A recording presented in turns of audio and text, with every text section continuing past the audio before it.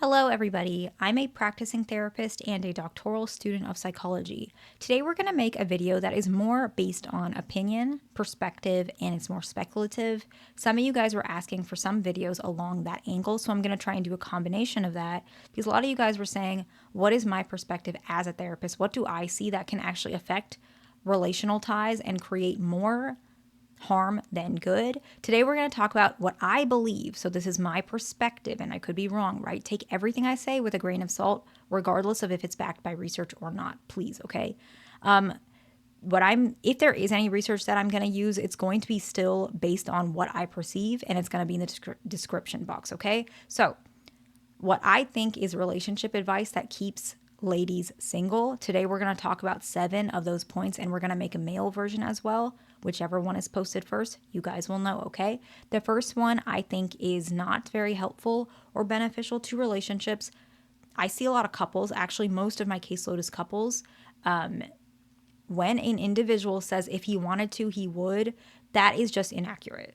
That's not true. There are plenty of men in the couple that I work with that he wants to, but he doesn't know how to, he can't, or there are barriers that cause him to not do certain things. For example, if you want to have a child and maybe he can't for physical reasons, whatever it is, or his stress levels are too whatever, or in his mind, if he wanted to, he would, perhaps, but he thinks it's not the safest option for your family. So it's not that he doesn't like you, it's that he's looking at it from a different angle sometimes, or he simply doesn't know how to. What if he's struggling with addiction, for example? If he wanted to, he would, in terms of quitting. That is just not true, right? And so this advice can create a lot of situations where a lot of ladies will end up being single because there are lots of behaviors that you're not going to like about your partner, right? I'm in a relationship. I know that there are things he doesn't like about my behaviors and vice versa, right? If we walked around thinking if he wanted to, he would, if she wanted to, she would, we would not be together because there are things that annoy me about him that I'm probably going to have to live with and vice versa, right? But in general, sometimes people can't do what you want right away, maybe never. And I think it's about understanding the difference between, do you need to compromise? Is it really worth it to break a relationship for that reason? Or is it something that you might need to be patient about? Or maybe it's not for you. I understand that. But doing this with everything, you're probably going to remain single for a very long time, if not entirely, because I don't feel like that's possible, okay?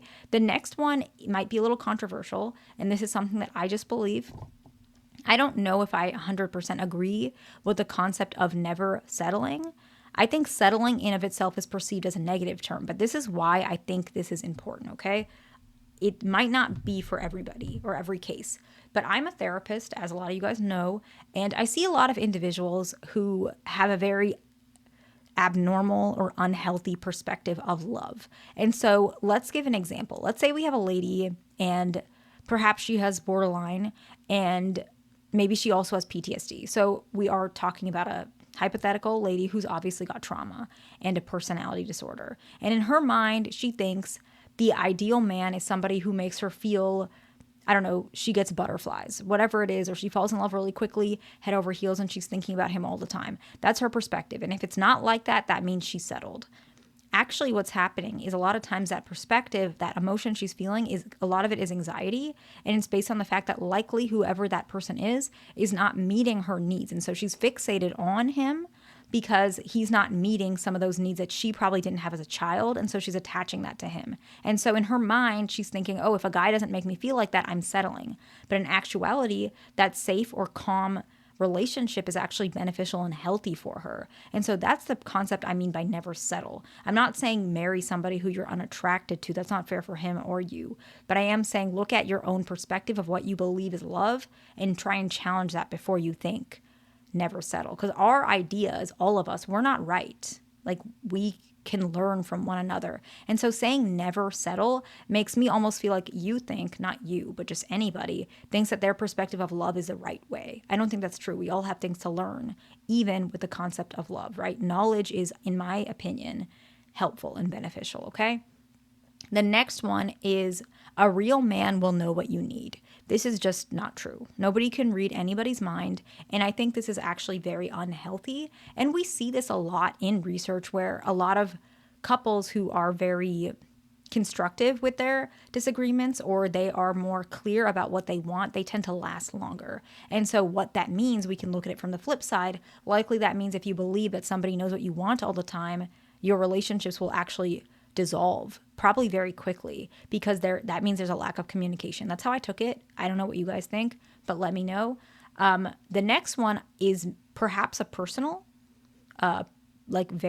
all of these are obviously a personal perspective, but this one I think maybe I am of the few who feel this way. Let me know what you guys think. Men need mystery to fall in love. I don't think that's true. I just think that a lot of people think the opposite of clingy, people might not like that word, maybe needy, dependent. They think the opposite of that is mystery. I think it's easier for a man or a person to fall in love when you're not needy or desperate for love. And so people think, oh, that means they need mystery.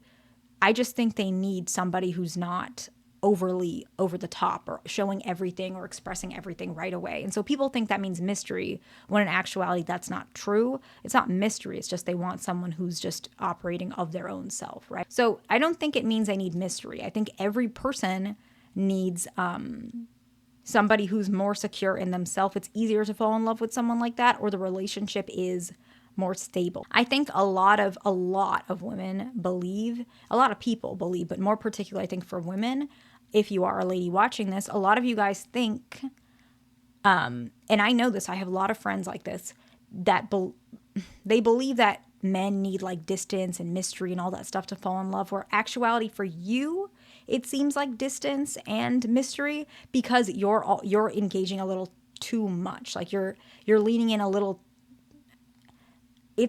you're just leaning in a little too much for them. I'm sorry, I don't want to hurt anyone's feelings.